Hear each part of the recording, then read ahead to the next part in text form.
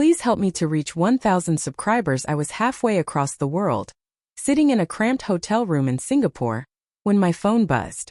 At first, I thought it was just another work email notification. But when I saw her name flash across the screen, my heart skipped. My wife calling. I answered, expecting her soft, familiar voice. Instead, what came out of her mouth shattered my entire world. I can't do this anymore. I'm leaving you for him. And the baby. For a long moment, the line was just silence. My mind refused to process the words. The world around me, the hum of the air conditioner, the distant city traffic, even the blinking hotel clock.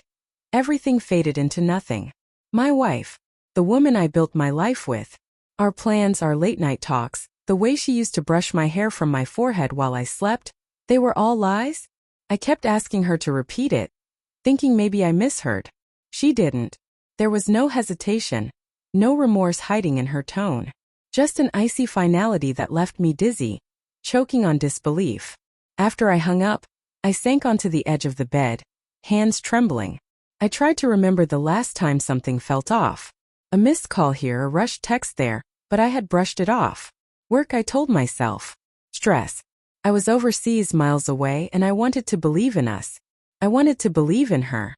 But slowly my memory started piecing together a pattern. The way she suddenly became secretive with her phone. The way she avoided dinner conversations.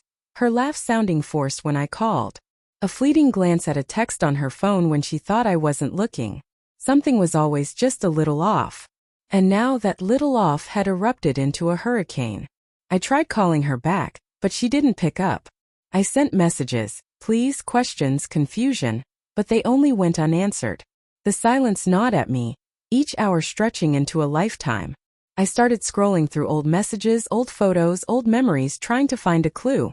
The more I looked, the more I saw traces of someone else.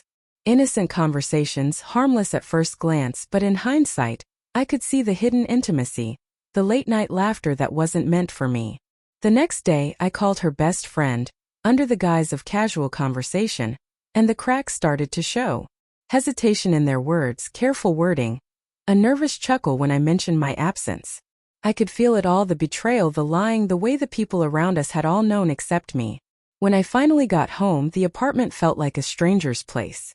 Her scent lingered faintly in the air, the coffee mug she always left by the sink still there, as if mocking me. I searched for her, called her name through empty rooms, but there was only silence. Then I found the evidence. Not a cinematic note, not a confrontation waiting in the living room, just a few items packed neatly. Her clothes, a small box of keepsakes, and a letter addressed to me. I can't be your wife anymore, it read. I love him. I love our child. I'm sorry. I hope someday you can forgive me. I crumpled to the floor, the letter slipping from my hands. Anger and sorrow crashed into each other. How could the person I trusted most, my partner, my confidant, just erase what we had? My life had been built around her, and now I was a stranger in my own story. The weeks that followed were a blur. Nights spent staring at the ceiling, replaying every smile, every embrace, every word we had shared. Was it all a lie? Or had I been too blind, too busy to see the cracks forming before my eyes? I questioned myself constantly. Maybe I had failed her.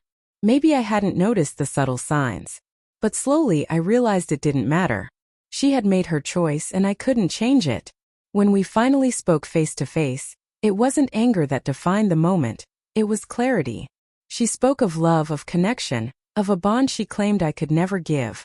I saw the truth in her eyes, and though it hurt, I also saw something I hadn't felt in years, the finality of letting go.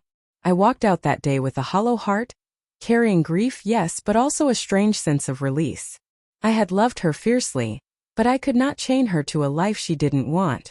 And in that painful acceptance, I found the first flicker of strength. Now, months later, the apartment is mine again. I sleep alone, but I am slowly learning to breathe without her. The memories sting, yes, but they also remind me of my capacity to love deeply. And I know one thing with certainty. Betrayal may break you, but it cannot define the rest of your life. I am learning to trust myself again, to love myself first. And though her shadow lingers, I carry forward stronger, wiser, and finally free.